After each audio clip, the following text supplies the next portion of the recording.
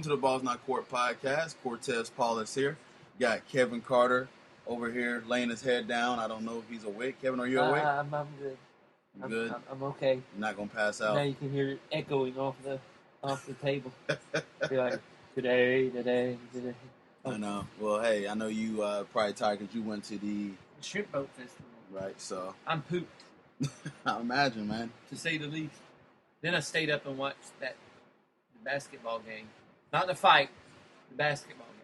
I'm telling you. The thing they should have charged $100 to watch. I'm telling you, it was such a busy day, and we had pretty much busy week. You had the draft, and then you had the draft party that me and you attended for the Jags. So much fun. Very fun, yeah. We'll talk about that later. But And yeah, it was just a lot going on sports wise, and just regular stuff wise. You had the Avengers movie come out. Yes. Which a lot of people went and saw, and yeah. Now we can talk about it. Yes, we can talk about it, and maybe we'll spoilers. Maybe we'll throw a little bit in there, but if you haven't seen it by now, then yes, we will talk about it. And that's Go your sleep. So, yeah, a lot going on. You had. Why is that the only part that I go back to in that movie? It's so funny, man. He's like, oh, it's so funny. Good. See, I didn't spoil anything. There you go. I didn't. So, pretty much they were saying that yesterday was probably going to be one of the best days in sports history. You had the Kentucky Derby. You had the NBA playoffs. Oh, and then you have a Boston guy, except if you're from Boston. It's not the best. Oh, shut up. Running is not a sport. Running is an activity people freaking participate in. There you go. And when you have to pay to run a marathon, you're crazy. You can run for free anywhere. So you got last second. Just because you have the Boston Marathon and a baseball game on the same day, don't mean it's the greatest day in sports. Sorry. Nah, you're good. Damn Boston people thinking running is not a sport. So, and then you had the NHL playoffs, NBA playoffs, and then of course the fight. So we'll talk about and that. And the Kentucky Derby. In the Kentucky Derby. So it was a lot of things going on there today. So particularly if you're a big sports guy like me and Kevin, this hopefully you got to take in some of that. But if not, you partake in that activities, and it was fun. So, but let's go ahead and talk about NBA playoffs because we've been talking about the first round, and as aside from the other, we didn't get to talk about nothing. We're sorry. Yes. The last time you heard us, we were doing a very bad mock draft that I think only a couple of picks came to fruition on. Yes. Hey, as long as I got number 3 right, I was good. There you go. We've been holding this off, and so busy lives, and every day we went to do it, we had something come up. We were going to do it Tuesday, but then I got Avenger tickets, so we were like, nope. We were going to do it Wednesday, then I had to go to church and listen to the little guy sing, so that was nope. Mm-hmm. Then we were going to do it Thursday, but then we went, draft party, nope. Friday was out of the question because Cortez was drunken at somebody's house. Yesterday, nope. Cortez wasn't even here. I had to work in the morning, then I pretty much stood over there and preparing for the Floyd Mayweather and Manny Pacquiao fight. So nope. So now we're choosing this time here. So he texted me this morning and go, "Can we do it today?" And I'm like, "Yes, we can do it today." So we'll have John Ora on later. He'll be coming on, talking to the football segment and everything, so he'll be joining us later. But right now, let's focus on the NBA playoffs. Talk a little bit about the first round. Golden State versus Memphis. You want to talk about Curry's hot start. He's driving 34 points per game in his first playoff series this year. 7 assists and 5 rebounds per game. Mike Conley had a facial fracture. Has been ruled out definitely. Matter of fact, take that in your face. He's going to be back, I believe, game 2. He's going to wear a mask. Yeah, he's going to wear a mask. But in 3 games he played, 16 points, 3.7 assists per game on 50% shooting. Anthony Davis' first playoff series, I know I'm still ready to take a step away to recognize taking on Golden State. Oh, my Lord, he was amazing. 32 points per game, nearly around that, 11 rebounds and 3 blocks per game. If they get him some help, that's dangerous. Seriously. It's dangerous. When he gets some help, So expand on his experience and the thoughts of his first. Good first showing for your first playoffs. Been better than Kevin Love's first showing in the playoffs. But yeah, once he gets some help around him, they snuck in to the playoffs, but he got his learning experience now, and he made the most of it. Right. And he showed everybody the brow was for real. Yeah, I want to say it was impressive watching this guy, and I was rooting for them instead of an injured real OKC team that's going through a bunch of changes. We'll talk about that later. No, that's not. Kevin, like, that's not. But I was rooting for him maybe because this guy caliber is probably about top 5 player in the NBA right now, and eventually could be the top, debatable. He can be the top player in the NBA probably within a few years or so. But this experience that will help him in the long run because he had to see how the grind is, everything like that, as far as the playoff experience. And we know how talented he was, but to still do this against an impressive Golden State team, Draymond Green on the other 4 slot and everything like that. But it's a hard task to guard this guy. You can't beat Golden State if they were shooting the way they were. No. When Curry was coming down shooting 5 feet behind the 3-point line with Anthony Davis guarding, and the ball goes straight through, and the net don't even make a noise. When your people are shooting like that, you just tip your hat and go on your business. Exactly. Now, Game 3 where Golden State was down by 20, and they came back. And I'm sitting here and watching the game. I'm like, okay, there's no reason to watch this game. I passed out going to bed. I wake up. You wake up the next morning, and they're like, what? What happened? All right. So Golden State is dangerous, man. They're a team to be reckoned with, and they just can't have an off night. So now you know the rumors about Anthony Davis, his max offer extension right there. I mean, you gotta wait. You wait. You got next year. Everything goes up through the roof by $20 million. Just wait it out one more year. You still got one more year. You've been like, nah, bruh. Give it to me next year. We'll be good next year. Yeah, hopefully, yeah. The only way you do it is if you get the max deal with an option to opt out after 1 year. Mm-hmm. That way you can extend. Like everybody's been doing now in the NBA anyway. Yeah. LeBron's doing it. Wade do it. Yeah.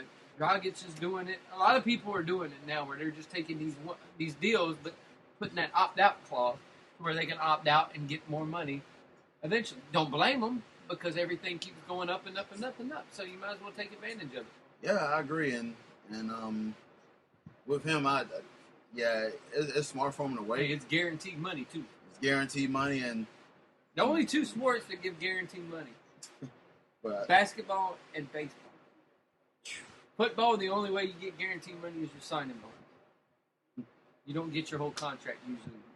These are the only 2 sports. So, yeah, take advantage of it and get all you can. Definitely. And rightfully, a lot of damn money. Whichever route he takes, he deserves it. And if I was him, though, I'd wait 1 more year and then take the max offer that 1 more year because it's going to be an outrageous... like a $100 million contract. You know what? That's a good way to look at it. This is a good way for them to say, hey, you know what? Let me take the qualifying offer, and you give me some help. Yep. On this salary cap here. You show me what you're going to do with this one. Exactly. And then next year, I'll take the max deal if you give me help. Exactly. But you got to bring in some people that are going to help. Right. That's what I'm looking at too. So that's a good way to look at it, Kevin. Is to let them see. Get them help around Anthony Davis. Mm-hmm. He signed a qualifying offer. Then, hey, you know what? I signed. I will sign your offer now. In next year's free agent class, you'll have some good guys coming out, and you'll be able to.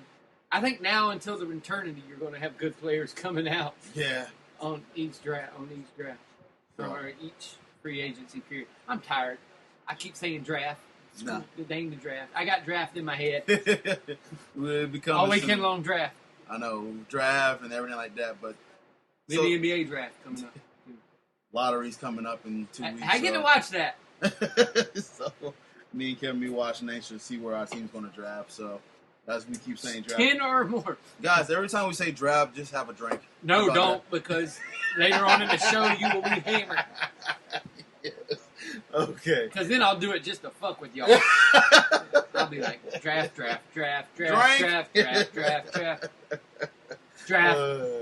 This wasn't for podcast. Draft! Why do they keep saying draft? But the Golden State Memphis series should be a good one. you got one team who's just offensive juggernaut that plays halfway decent defense, and then you got another one who's just it's a clash of styles. Yes. Two completely different styles are going to be clashing in this. Yeah, I'm looking forward to the series because, as you say, you got the two bruisers and Zach Randolph and Mark Gasol. Such a fun series. Yes, and then you also on the other side. You had the Finesse brothers. Yes, the Finesse, a.k.a. Splash Brothers, that just been shooting lights out. Like Curry is just carried this over from the season to the postseason now, and it's just hard with these two guys that's going back and back with these MVP awards. But when they shoot, you go, he's not going to miss. That's when you know you're a good shooter, is when you shoot the ball and everybody, when you shoot it, is thinking, you're not going to miss it. He made it. He made it. He made it. Every time he shoots, I'm like, he made it. He made it. Oh, he missed. Oh, my God. It's ridiculous. No, it's fun to watch. And we was talking like a week ago, how many shots he made in a row one time? 77 in practice. And they ended up saying he made like 86 out of 100. That's insane. First off, if I took 100 shots, my arm would fall off. Like legit, just been hanging. But to make 77 in a row is unthinkable. Yeah. I don't even think I can make 77 out of 100. If I made 50 out of 100, I'd do laps and be happy and run around and be like, I made 50 out of 100. But to make 77 in a row, yeah, that's crazy. Yeah, I'm looking at this series and I'm Steve Kerr's done a magnificent job. Dave Yeager is the coach for the Grizzlies, and he still instilled this concept that Hollis did when he had this team here, just pound and everything pound. But Memphis is one of those teams that during the season that I thought could challenge Golden State, but as long as the season kept going on, Golden State just kept running away with the season and got 6-7 wins. And I'm just like, this team is looking pretty good. But as we all talk about shooting teams, you wonder in the playoffs. There comes a time where shooting eventually runs out. Mm-hmm. It happens to everybody. It eventually catches up with you and happens. But I just don't know. The Memphis will have to be firing on all cylinders and being able to go and pound it down low and being able to take. That's how they're going to have to be able to take control of the game. Okay. They're going to have to slow it down and they're going to have to pound down low. Yeah. Is what they're going to have to do. They're going to have to completely make this their ball game in order for them to win. I think they'll get a couple of games off of them, but I still think Golden State makes it out. Yeah, how many games you got Golden State winning? 6. I wouldn't be surprised if it went 7, because I do think Memphis is the type of team that can give them just fits. Yeah, I respect Memphis a lot, and the Mike Conley injury just really scared me for them to try and pull off an upset. But regardless if Mike Conley was healthy or not, it'll still be a difficult. Yeah. I still got Golden State winning this, and I got them winning in the 6 as well. I agree with you. I just see them getting off to a hot start as well, and they push up the pace. Draymond Green has been the X factor for this team. Yeah, they have. As much as Anthony Davis went off on the other side of the ball, that's just a one type of guy that we ain't got to really speak of his credentials at this early stage of his career. He's just a pretty darn good player. So Draymond Green has his hands full. Now he gets Zebo. So you go from a guy. You go from a skinny, athletic to a guy that'll eat you if you're not careful. Just a straight up bruiser. And so, but Draymond Green like physicality. So this is going to be a fun matchup to watch, and I'm interested to see how Courtney Lee is going to try to guard Klay Thompson. Courtney Lee's a solid defender. Yeah. And Tony Allen too. Coming up and see what because he's going to be put on. Memphis is a good defensive team. They're a really good defensive team, especially for the West Coast.